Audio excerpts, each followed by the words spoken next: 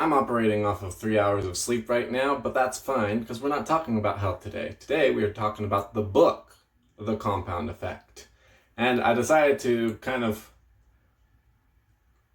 clump all of these compound effect themes together simply because I know I didn't do the best job on the principle of the compound effect. And there's a great book called The Compound Effect, written by a great speaker who I put on the Monday Motivation. So there's the principle of the compound effect. There's the book called The Compound Effect, but it's really just a success book where he talks about the compound effect for the first part.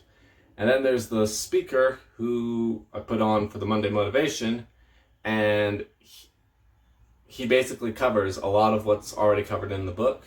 If you don't have time to read the whopping 4-hour book, at least listen to his speech. It's a summarized version of what is contained in the book, and it's only an hour long, so it's not that bad. Anyway, so today we are talking about the book, The Compound Effect. And the very first part of it covers the compound effect, which I was talking about on the Wednesday episode. So the first thing I want to talk about in the compound effect is that nothing major happens from day 1 to day 2 to day 3 to day 50. Nothing major changes. It's just incremental improvements. Day by day activities that you do to slowly progress forward. And it is really easy to get discouraged because of that. Nothing major happens. It's like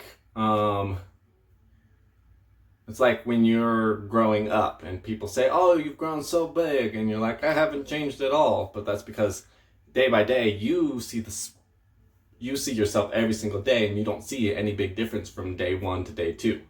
But when somebody only sees the difference from day 1 and day 90, they can notice a difference.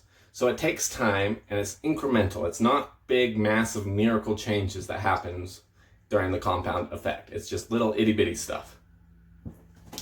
And those little itty-bitty stuff are the choices that you make in life. And if you don't make good choices, then the bad decisions that you've made throughout your life will compound, and you will get bad results. Just like if you make good choices, the good choices will compound and you'll get good results. And the results are only visible over time. He likes to describe of if you could see, or if you could compound that time down into the immediate, you would never smoke a cigarette, because you take one smoke of a cigarette and you drop dead of lung cancer. So because these itty-bitty choices that you make are only visible over time, it's really hard to remember to not do the bad stuff and to be encouraged to do the good stuff. And the compound effect is in everything. It's in finance, it's in health, it's in relationships, it's in this podcast, my compounded efforts. I'm not doing much more than I did the original days, but the original days I had 2 people listening, and now I'm not sure how many, but last I checked it was like 90. So thank you all for listening, but I'm still doing the same amount of effort that I'm doing. I'm improvising a big majority of this. I'm just taking outline notes and going off of that. So it compounds, it adds up, and your daily habits add up.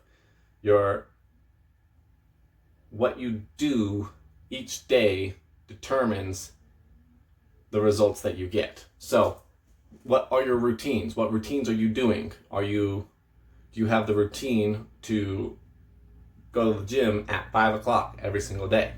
Or is it, I'll try to go to the gym occasionally? Like, I want to be more fit, but you don't have a system in place to go towards that goal. You want more finances, but you're not doing anything to get towards those finances. You have a habit of spending. You have a habit of being lazy and not producing. So your habits are compounded over time. Your routines are compounded over time. And it is important to remember that the earlier you start, the more time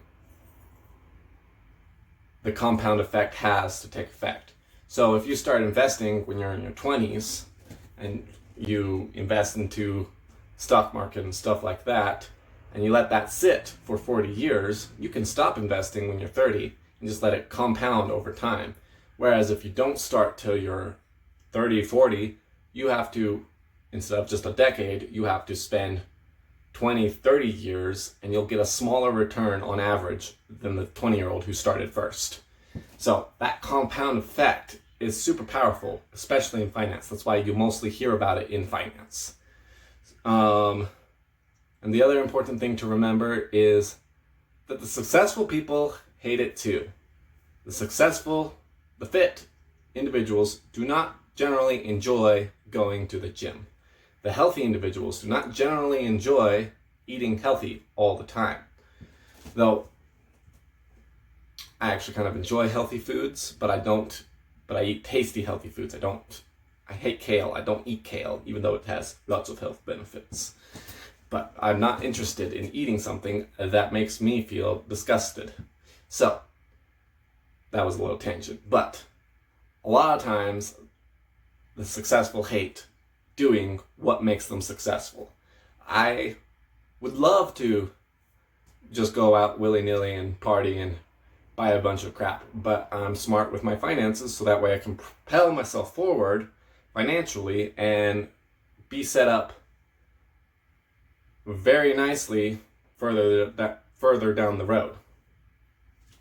So the last thing I want to talk about, actually there's two more things I want to talk about, but the next thing I want to talk about is the principle of momentum. And he calls it Big Mo. And basically, momentum is so important when it comes to maintaining those habits, maintaining those routines, and taking advantage of the compound effect. If you're not consistently working at it, you're not making those consistent incremental improvements, additions, and letting them compound over time, then the compound effect doesn't come into play. If you put in a bunch of money into investing and then take it back all out, you just killed the compound effect and you have to restart every time you take it out. So momentum is super important. And to bounce off of that, you need to have a routine that you can maintain the momentum. I don't care how enthusiastic you are to get fit. If you're not working out regularly now, you're not going to be able to maintain a schedule where you're working out 2 to 3 hours every single day, 6 days a week. You're just not going to be able to do it. You might be gung-ho in the immediate, but if you feel like you have to do that extreme amount, you won't maintain, and then that momentum will collapse. And then you have to start over. And I don't remember if he talked about it in this book, but when you launch a rocket into space, like 80% of the fuel is used in takeoff. It takes so much energy to get the train going, but once it's going, it is so much easier to maintain. So that's why consistency is important, because if you let the momentum die, you have to take all of that energy again and force yourself to get going. So keep that momentum going, keep maintaining it. And then the last thing I want to talk about is the chapter that he has labeled influences. And there's two main things I want to talk about with that. First one is inputs. You can't eat junk food and be healthy. You can't listen to negative media and have a positive, happy outlook in life. You just can't do that. You also have to put positive inputs in. You can't run off of nothing, so you need to eat good food. Your mind is constantly bombarded with negativity and attacks to try and get you into a bad state of mind that you have to proactively introduce positive stimuli into your conscious. That's why Monday motivational videos are so important. That's why podcasts are important. That's why listening to people who say the exact same things over and over and over again, but they do it in different ways, is important, because it's a reminder. You need to be reminded more often than you need to be taught. Because if you are reminded, that stays at the front of your mind, and you're able to keep going. And if you stop, then you're going to struggle. So just make sure that you keep that momentum and keep that positive inputs going into your mind at least weekly, if not daily, if not multiple times daily. I wish I could produce enough content on this podcast to constantly bombard you guys with endless amounts of media that you could not possibly keep up with it. But I can barely keep up with what I'm doing right now. Like I said, I'm operating off of 3 hours of sleep. But it is important to keep that momentum going. And then the last thing he talks about is, or that I want to talk about, that he talks about in this book, is your associations. We've talked about it multiple times already, but it is super important that you audit who you spend time with. If you spend time with negative people, with people who don't have goals, with people who are weighing you down, you're not going to be successful. It's just too hard.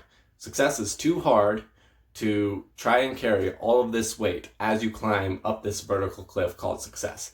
You have to be able to make sure that the people that are in your life are people who are helping you up, not pulling you down. Anyway, that's it for today. Go read The Compound Effect, and I will see you all next week. Beat it from the cell. Crushed it. Shh, please, quiet. I'm trying to get this done. Suck it.